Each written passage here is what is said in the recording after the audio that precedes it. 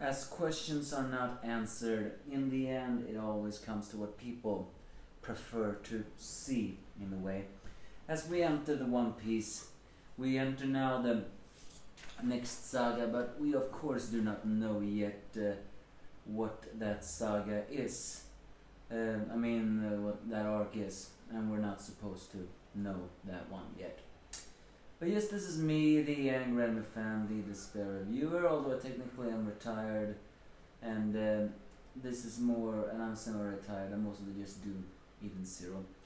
But now I'm doing some One Piece chapters to voice my frustration with what is going on, as we enter chapter 1058. Last time though, Luffy did once again an idiotic situations because of pride and really endangered everything. And of course this time though, Nami did not take it lying down. In fact, we all know that Nami can be kind of bossy and kind of angry when there is really when life-threatening things happen. But this time though, she really hit her limit, because now she has not only beat up Luffy, she has even locked him in a cage because his limit of idiocy was just that much. A lot of people actually reacted negatively to this because they felt like her bully or things went actually a little bit far. And I actually usually say that I don't feel like I agree with that. Luffy really was an idiot in this scenario, and the only way to actually deal with an idiot is, well, to allow that idiot to feel some pain.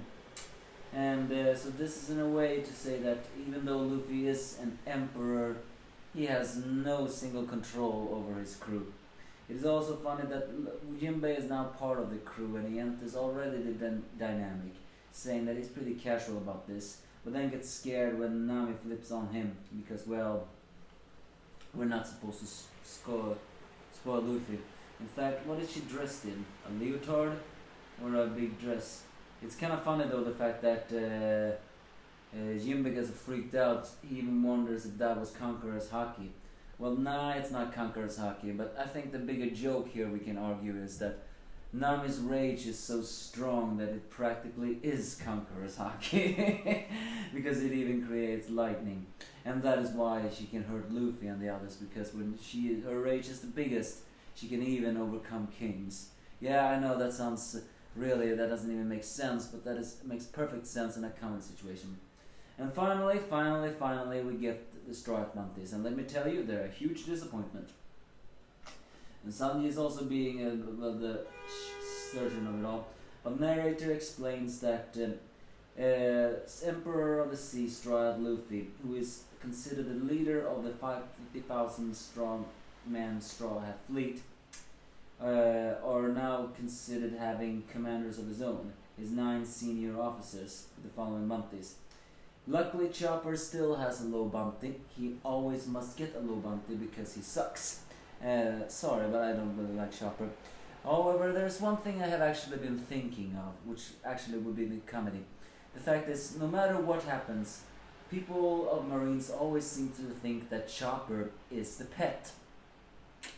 I'm really beginning to wonder, has no one actually asked who is the doctor in the crew, because they actually have titles of every single Straw Hat except the doctor, because they think he is the pet. So what exactly is Oda doing here? I think the bigger comedy is that Chopper eventually is going to get a normal bounty. However, he is going to get 3 different bounties because no one is going to believe he is the same character. I believe his human form, his heavy form, is going to get a bounty because that is what people is going to think is the doctor.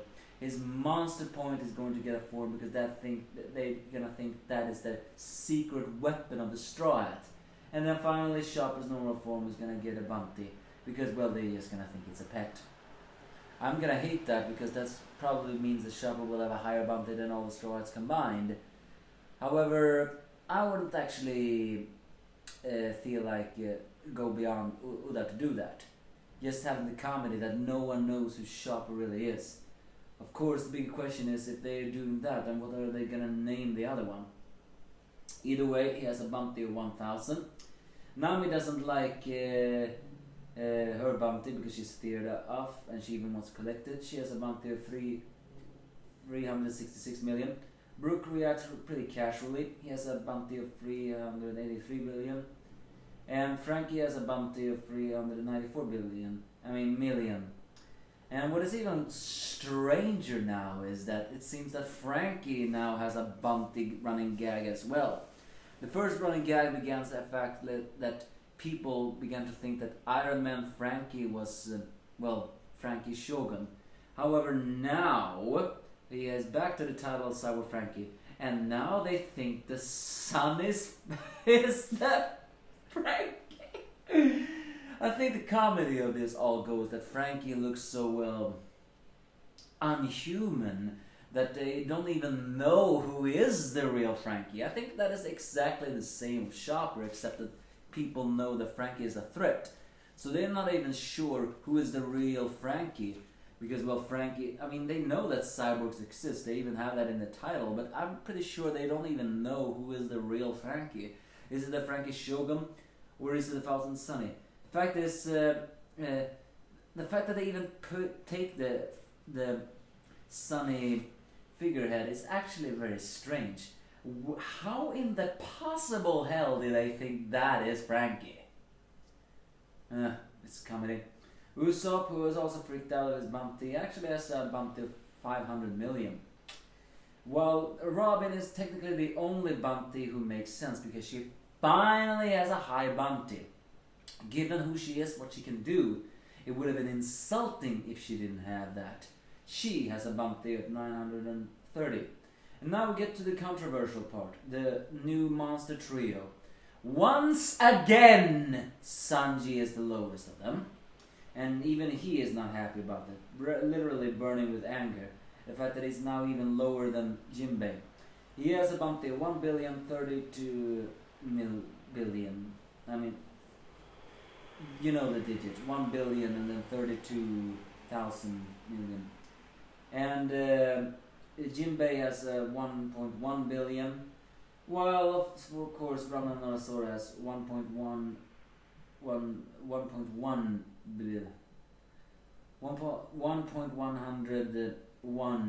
billion berries, and now calls Sanji the fourth. Of course, they really begin to fight a bit all. I really am pissed off that Sanji has a lower bounty than Jinbei. Don't get me wrong, I like Jinbei way more than many people. But I'm still pretty upset that I still don't think that Sanji is the top head.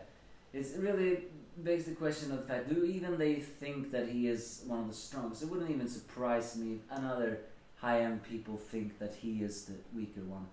And then we switch to Buggy, and I'm really let me make one thing perfectly clear. I despise Buggy. Not because of what he has done. I despise him for what he is. He is cowardly, he is weak even though he's supposed to be strong. He has strong connections yet has no right at all. Everything that Mihawk and Crocodile says in this thing is right about him because he doesn't even deserve the title of an emperor. Everything that was granted to him is a misunderstanding because that is his gag. Because it turns out, yes, it was Crocodile and Mihawk who founded the Cross Guild. So why did Buggy get all the tickets? And more importantly, why is Crocodile and Mihawk even with Buggy? Well, despite the fact that, also the fact that Buggy's crew is willing to sell him out just to join Crocodile. That just makes sense. They know that Crocodile is strong. In fact, Mr. One in the background, he just reacts like, just feel like maybe even they find it's pretty weak in them at all. But, so how did all this start? Well, it turns out that on Gloom Island, Mihawk's place, it eventually, even though he actually looked forward to being hunted again, it seems though that eventually it became too bothersome to him. And so Crocodile took that chance to contact him, saying that if they were their name combined, they would create a force that the Navy would never agree on. Because once upon a time, Mihawk was known as the Marine Hunter, and almost a contract opposite to Zoro was known as the Pirate Hunter. So and the thing that Mihawk should take in consideration is that they both are people that do not trust other people. Therefore, they have one thing in common. And although a lot of people say that doesn't really make sense, in a way it actually does make sense because, well, Crocodile doesn't trust anyone, but people are willing to trust Crocodile because, well, he's so powerful. But Mihawk doesn't trust anyone, and he is powerful, meaning that both Crocodile and Mihawk know that they cannot betray each other because they are likewise just as untrustworthy, or more likely not people that trust so easily.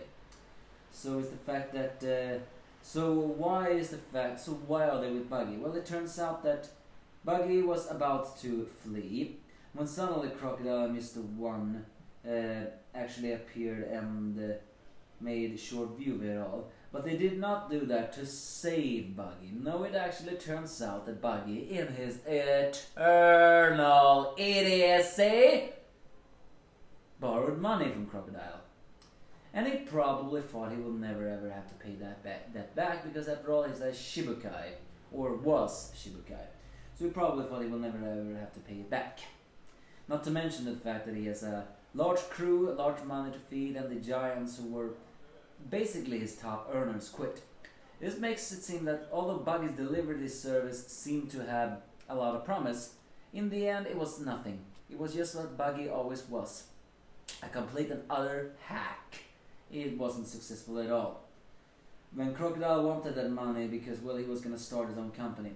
So Buggy actually made him a different deal. It's the fact that you're an bot. I'll work to repay the debt. You can have my company and everything in it. So why did Buggy get misunderstood to be the emperor? Well, it turns out that the subordinates, who all in their eternal delusion, who think that Buggy is such a big hot shit or something, actually sent a poster to the Navy with detailed Buggy in that post. And the Marines, in their eternal simple-mindedness, just assumed that Buggy charmed Crocodile and Mihawk. Thus they decided to make Buggy the master of the Cross Guild, even though it technically was Crocodile who formed it. Humiliating doesn't even begin to describe this world. It is even also so humiliating that the Marines even buys this. Come on, people! I know they don't know anything about Buggy because it was a small fry, and he's still a small fry. It's just that they just eternally assumes, just because of his connections with Roger, his connection with Shanks, all the luck in the Impel Down, as well as being connected to all high-end figures, all by perfectly mistake since no one likes him, they just assume he is powerful and influential. Oh, it is just so... It is so humiliating, it is not even funny. But we get a new bounty of it all. It's the fact that it seems that Crocodile has now a bounty of 1,965,000,000, and Mihawk's is 3,590,000,000. And of course Buggy is higher, even higher than Luffy, 3,189,000,000. So, but in the end, although threatening Buggy with everything, Mihawk decides that they actually should allow him to take the heat. Because, well, strangely, for all of Mihawk's power, Mihawk never seems to seek fame, or at least not notoriety more than he already has, because he actually has no interest in becoming an emperor. He prefers a quiet life. Actually doesn't really understand why that makes any sense to team up with Crocodile, who actually wants to have infamy and power. But I guess it means that if Crocodile can get infamy and power, then, well, technically Mihawk can get his quiet life as he always wants. And also the fact that he points out that they can work behind the shadows while Buggy takes all the heat. And given the fact that Crocodile is most dangerous when he works behind the shadows, yeah, that is actually a good idea. So the new Cross Guild is formed with the new commanders of Crocodile and Mihawk. All the while, subordinates think he's crying happy tears, but what Buggy is doing is really shedding tears of absolute fear. And we end this chapter with the Revolutionary Army, as it actually turns out that all the commanders, except Sabu, has successfully managed to make it back to Kamabaka Queendom. But it's worse. It's the strangest part of this chapter is the fact that although he doesn't know Sabo's intentions, even